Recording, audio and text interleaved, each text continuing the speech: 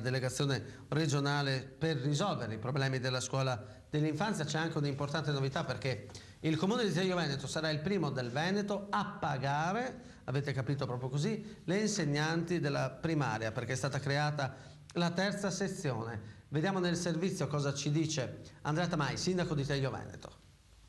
Andrea Tamai, sindaco di Telio Veneto, parliamo delle ultime novità per quanto riguarda la scuola. C'erano alcuni problemi da risolvere, a che punto siete?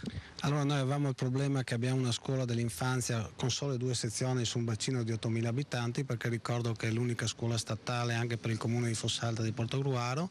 Ieri abbiamo avuto un incontro con la direzione regionale scolastica e abbiamo pianificato l'iter che entro fine ottobre apriremo la terza sezione.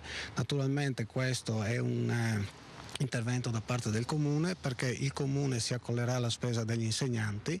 È una situazione un po' provocatoria questa, però noi lo facciamo perché crediamo che la nostra scuola deve avere un futuro, e soprattutto la scuola pubblica. Quindi mi faccia capire, Telio Veneto è uno dei pochissimi comuni, penso in Italia, a pagare le proprie insegnanti. È il primo comune del Veneto, ci è stato confermato ieri dalla dottoressa Marconini, e quindi era anche un po' particolare studiare l'iter per questa azione.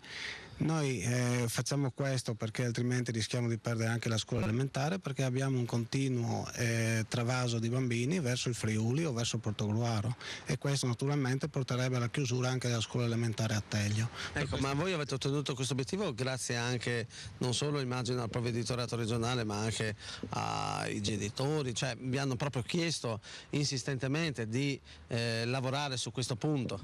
Sì, ci hanno chiesto i genitori, l'abbiamo concordato anche con la direzione didattica dell'Istituto Toniatti, il professore Elcivida, il quale ci ha appoggiato in questa iniziativa. Infatti ieri siamo stati assieme a parlare in regione, e questo nostro percorso iniziato già a febbraio finalmente siamo arrivati a ottenere quello che era il nostro obiettivo.